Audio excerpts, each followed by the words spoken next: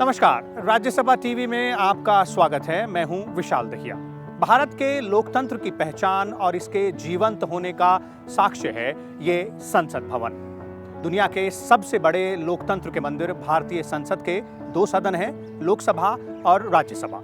अपने 250वें सत्र की शुरुआत पर भारत का उच्च सदन एक नया मुकाम हासिल करने जा रहा है।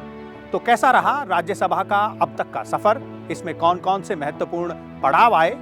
कैसा रहा इसका इतिहास और क्या दिशा दी देश को राज्यसभा ने? इन सब बातों को लेकर हम अपना एक खास कार्यक्रम आपके लिए लेकर आए हैं। 13 मई 1952 भारत के संसदीय इतिहास का बेहद खास दिन। राज्यसभा की पहली बैठक इसी दिन हुई। हमारे संविधान निर्माताओं ने भारत में लोकतांत्रिक व्यवस्था के जिस स्वरूप की कल्पना की थी वो साकार हुआ। आजाद भारत ने अपनी संसदीय व्यवस्था को ठोस आकार दिया।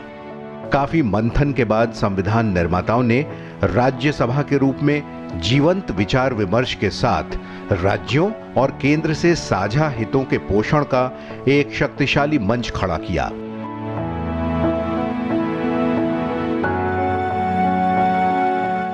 उस दिन पहले सभापति डॉक्टर एस राधाकृष्णन ने जो विचार रखा, नई संसदीय व्यवस्था के तहत दूसरे सदन के साथ हम पहली बार शुरुआत कर रहे हैं और इस देश की जनता के सामने ये न्यायोचित ठहराने के लिए हमें अपनी पूरी शक्ति से कोशिश करनी चाहिए कि दूसरा सदन कानूनों को जल्दबाजी में बनाए जाने से रोकने के लिए जरूरी है। जो प्रस्ताव हमारे सामने रखे जाएं, उन पर हमें निरपेक्ष और तटस्थ होकर चर्चा करनी चाहिए। भारत में उच्च सदन के गठन की बुनियाद 1919 में संवैधानिक सुधारों पर मॉन्टेग चेम्सफोर्ड की रिपोर्ट के साथ ही रखी गई। भारत सरकार अधिनियम 1919 के तहत 60 सदस्यों की राज्य परिषद बनी। गवर्नर जनरल की ओर से परिषद के सभापति की नियुक्ति होती थी। भारत के निर्वाचित केंद्रीय विधानसभा के तमाम फैसलों को अंग्रेजों ने परिषद के जरिए आगे नहीं बढ़ने दिया। ये जो जर्नी है राज्यसभा की, ये 100 साल पहले प्रारंभ हुई। गवर्नमेंट ऑफ इंडिया एक्ट 1919 के तहत ये प्राविधान रखा गया कि एक काउंसिल ऑफ स्टेट्स होगी और एक लेजिस्लेटिव असेंबली होगी, बाइकैमरल लेजिस्लेचर अपना होगा। और उस समय काउंसिल ऑफ स्टेट्स का मतलब होता था न केवल वो प्रांत जो कि ब्रिटिश गवर्नमेंट के अंडर हैं, लेकिन जो हमारे तमाम राजवाड़े थे उस ज़माने में, उन सब के भी रिप्रेजेंटेटिव उसमें रखने का एक प्रक्रिया उसमें बताई गई थी। तो 1919 से इसका हुआ, एक तरह से प्रारंभ हुआ 100 साल पहले। आजाद भारत के लिए उच्च सदन के गठन की बुनियाद दरअसल 1928 में रखी गई। पंडित मोतीलाल नेहरू के नेतृत्व में बनी समिति ने भविष्य के संविधान की रूपरेखा बनाई।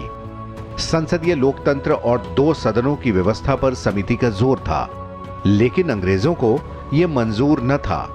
भारत सरकार अधिनियम 1935 के तहत संघीय ढांचे में बदलाव की कोशिश हुई, जिसमें राज्य परिषद में 260 सदस्य बनाए जाने थे। इसमें ब्रिटिश हुकूमत के 156 और राज्यों के 104 नुमाइंदे होते, जबकि 1/3 सदस्यों को हर तीसरे साल रिटायर होना था। लोकसभा में 375 सदस्य बनाए जाते, लेकिन इस पर अमल नहीं हुआ।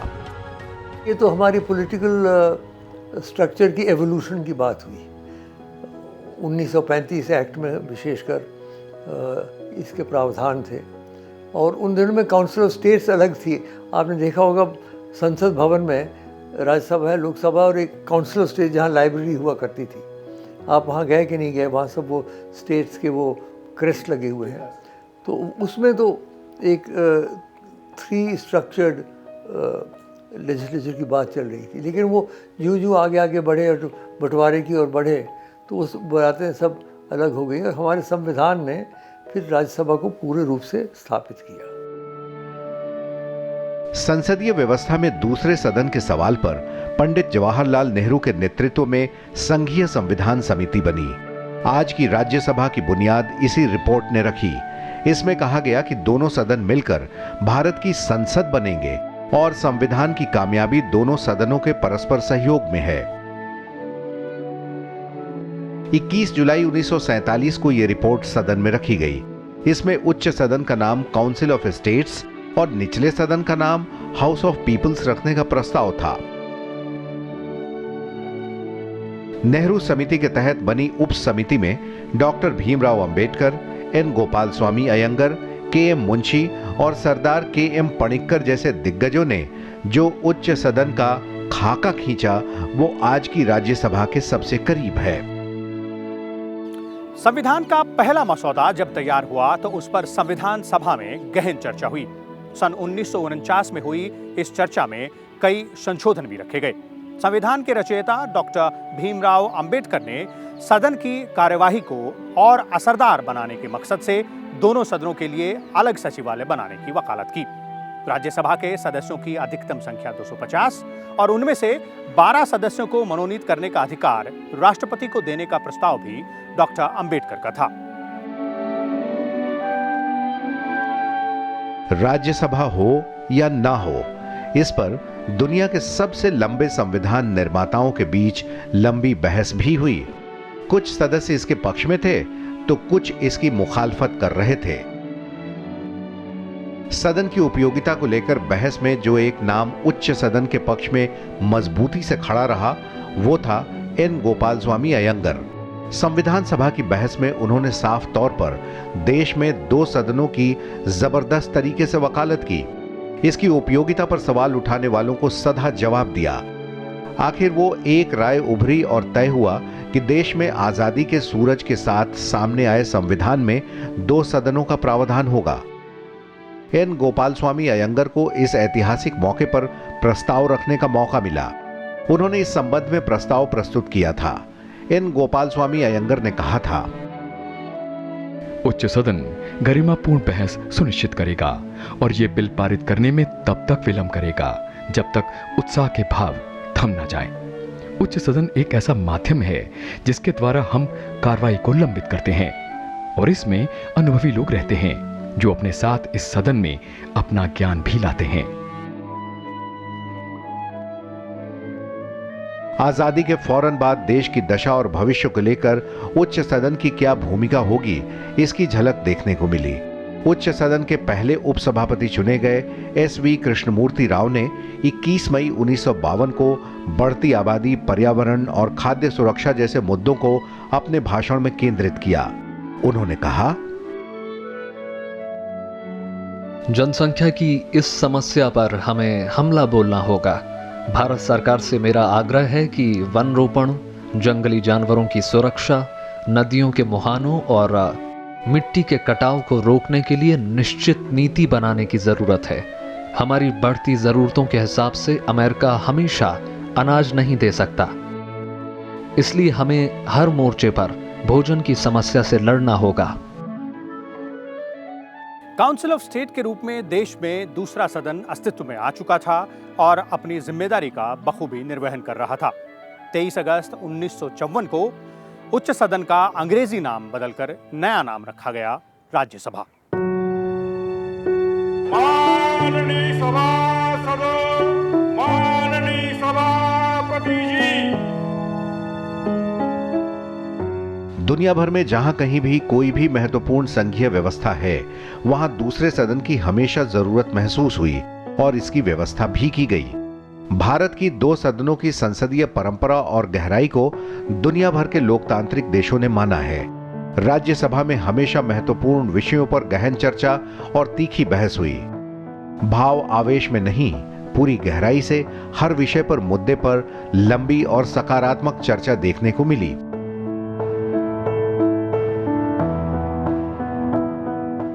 Rajya Sabha sometimes it rises above political considerations when it comes to the interests of the country, when it comes to the interests of the people.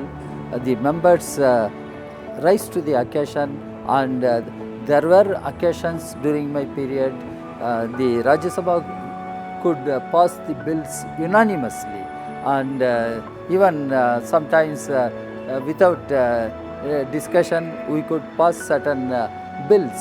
But there were occasions where acrimonious debates used to take place and bring lot of inputs, and it used to bring lot of light to understand the issues properly in proper perspective. संविधान में राज्यसभा के 2 विशेषाधिकार दिए गए हैं। अनुच्छेद 249 के अंतर्गत राज्यसभा संसद को राज्य सूची के अंतर्गत सूचीबद्ध किसी भी विषय पर कानून बनाने के लिए अधिकृत किया गया, यानी राज्य सूची के किसी विषय को राष्ट्रीय महत्व का घोषित कर सकती है। राज्यसभा द्वारा ऐसा प्रस्ताव पास होने के बाद संसद उस विषय पर कानून बना सकती है। ऐसे प्रस्ताव पर 1 साल के लिए पास किया जाएगा, जिसको बाद में बढ़ाया भी जा सकता है। अनुच्छेद 312 केंद्र और राज्य दोनों में ही नई अखिल भारतीय सेवाओं का सृजन करने का अधिकार भी राज्यसभा की मंजूरी से ही मिल सकता है। यह अधिकार लोकसभा के पास नहीं है। मतलब साफ है, अगर नई अखिल भारतीय सेवाओं के मामले में राज्यसभा की भूमिका बेहद खास है। तो कोई अगर ऑल इंडिया सर्विस क्रिएट करनी है, जिसका कि रिक्रूटमेंट सेंटर करेगा, लेकिन उनका जो कार्यकाल होगा वो स्टेट्स में होगा, तो उसके लिए भी बिना राज्यसभा के स्पेशल रेजोल्यूशन के ये नहीं किया जा सकता। इमरजेंसी होती है तो इमरजेंसी का एक प्रोविज़न है कि वो ख़त्म हो जाती है कुछ समय बाद, लेकिन उस इमरजेंसी को अगर आगे चलाना है तो दोनों हाउस में आपको एक ला के रेजोल्यूशन या मोशन ला के उसको पास करवाना होता दोनों हाउस से। लेकिन अगर ऐसी एक परिस्थिति आए जबकि लोकसभा है ही नहीं, डिसॉल्व हो गई है, इलेक्शन होने वाले हैं, उस टाइम कहीं पर अगर इमरजेंसी चल रही है और उसको आगे बढ़ाना है, तो सिर्फ राज्यसभा की अनुमति से भी इमरजेंसी को आगे बढ़ाया जा सकता है। हमारे संविधान में केंद्र और राज्यों के बीच सही संतुलन बना रहे, इसका खासा ध्यान रखा गया। राज्यसभा यानी राज्यों से मिलकर बनी सभा, क्योंकि हमारे संघीय ढांचे की खूबसूरती और ताकत यही है कि केंद्र और राज्यों में सरकारें भले ही अलग अलग हों, लेकिन वो चलती एक साथ ही हैं, एक राय बनाकर। केंद्र सरकार के कदम राज्यों के ऊपर डाले नहीं जाते, बल्कि एक सहमति बनाकर आगे बढ़ा जाता है। इस अहम और निर्णायक पहल में राज्यसभा की भूमिका बहुत ही महत्वपूर्ण है। राज्यसभा को संविधान में मिला विशिष्ट दर्जा इसी का उदाहरण है। भारत की संघीय व्यवस्था में राज्यसभा देश के हर राज्य और उसकी जनता का प्रतिनिधित्व करने वाली संस्था है। बिना राज्यसभा तो पार्लियामेंट कोई नहीं होगी। पार्लियामेंट की क्या परिभाषा है? Lok Sabha, the Rajya Sabha and the president. आप अगर संविधान को पढ़ें तो राष्ट्रपति, लोकसभा और राज्यसभा यही तो 3 जुज हैं। तो महत्व के अगर राज्यसभा नहीं होती तो हमारा इस संविधान नहीं चलता। और इसका महत्व विशेषकर ये था कि राज्यसभा जो था, जो राज्यों की ओर से जो प्रतिनिधि, वैसे तो लोकसभा में भी सब राज्यों से ही आते हैं, लेकिन ये विशेषकर इसलिए प्रावधान बनाया गया कि लोग जो राज्य उन राज्यों से वाकिफ़ हैं या वहाँ से रहने वाले हैं या वहाँ से विशेषज्ञ हैं, उनको लाया जा सके। तो एक सदन में, लोकसभा में जब विचार विमर्श हो जाता है तो एक सभा के विचार विमर्श के उपरांत उसके बाद दूसरी बार भी विचार किया जाता है। जैसा हमारे कहा जाता है भाई एक बार और सोच लो, तो कुछ भी ये हमारे यहाँ परंपरा में है कि एक बार और सोच लो कि सही है कि गलत है। तो उस दृष्टि से एक बार और सोचने का जो हमारी परंपरा रही है, उसमें यह अनंतिम विचार होता है लोकसभा में, और उसके बाद राज्यसभा में आकर विचार होता है। राज्यसभा कभी भंग नहीं होता, लगातार चलने वाला स्थायी सदन है। लोकसभा भंग होने की स्थिति में राज्यसभा होने का यह फायदा है कि संसद से जुड़े जरूरी देश हित के काम रुकते नहीं, बल्कि लगातार चलते रहते हैं।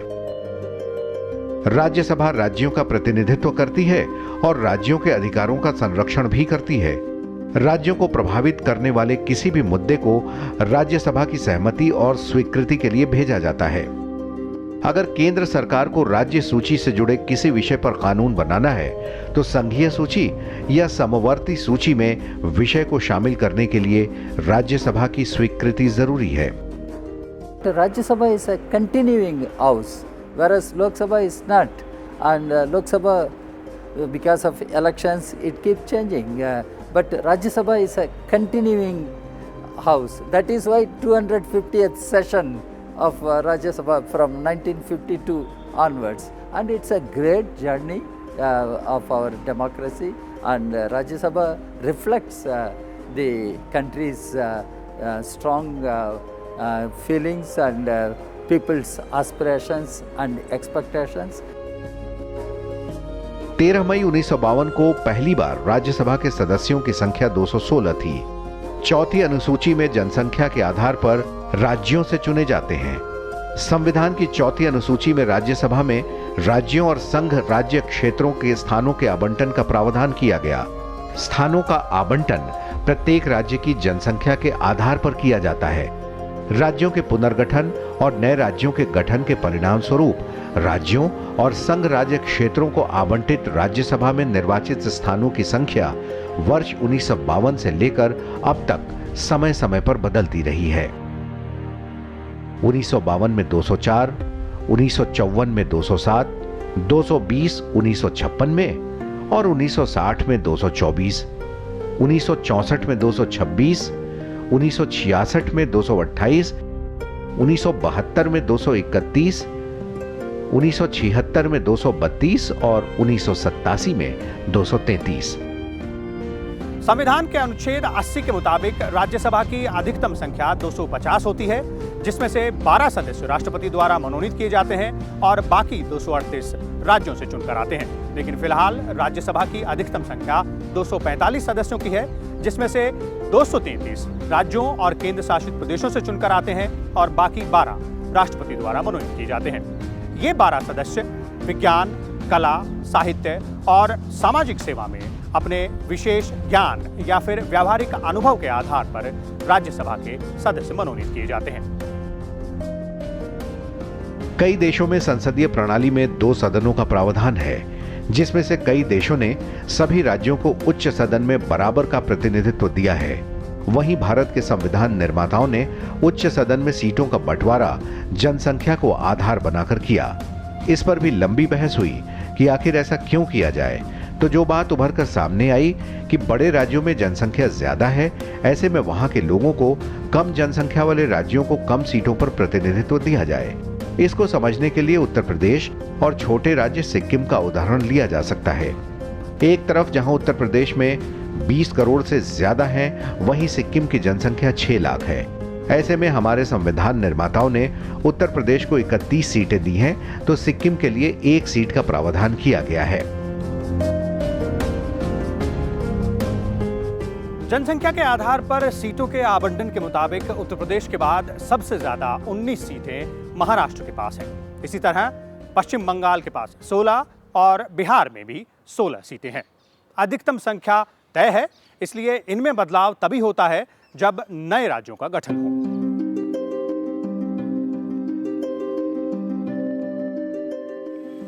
I shall now put the motion regarding the consideration of the Appropriation Bill 2019 to vote.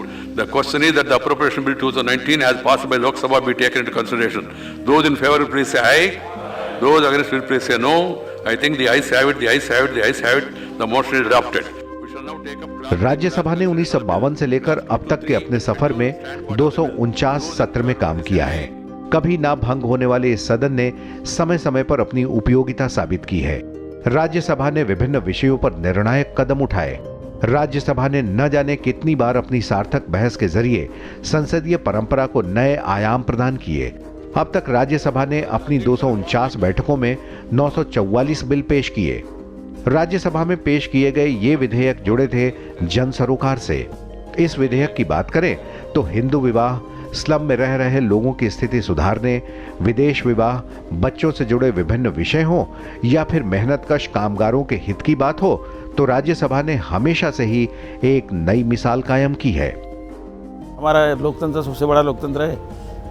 दुनिया में जितने लोकतंत्र चल रहे हैं और अभी भी अबाधित रूप से हम काम करते हैं। समसामयिक विषयों पर चर्चा और विमर्श और उसमें विषय में अंतर आना स्वाभाविक है, क्योंकि हर एक का अपना विचार करने का पद्धति अलग है, विचारधारा अलग है। तो विचारधारा अलग होती है, तो जहाँ देश का मामला होता है, जहाँ राष्ट्र का मामला होता है, देश की रक्षा का मामला होता है, प्रायः सदन अपने मत ऐसे व्यक्त करता है जिससे राष्ट्र को सशक्त बनाने का काम हो। और ऐसे उदाहरण हम देख चुके हैं कि जब जब भी देश पर इस प्रकार के संकट आए हैं तो चाहे फिर सरकार कोई रही हो, पर विपक्ष भी साथ में खड़ा होकर के उस बात को मजबूती देने का काम करता है। भारतीय संसद के उच्च सदन ने न सिर्फ दुनिया के 2 सदनों वाले लोकतंत्रीय व्यवस्था को नई राह दिखाई है, बल्कि राज्यसभा दुनिया भर के सबसे प्रभावशाली सदनों की सूची में शामिल है। राज्यसभा दिवस 1952 में हुई इस महान संस्था की स्थापना से लेकर आज तक की इसकी यात्रा का स्मरण कराता है। इन वर्षों में राज्यसभा हमारी संसद का जीवंत, सजग, प्रहरी सदन बनकर उभरा है। राष्ट्र निर्माण में इसकी भूमिका अहम रही है। अपनी विभिन्न भूमिकाओं में राज्यसभा देश के संविधान निर्माताओं की अपेक्षाओं पर खरी उतरती है।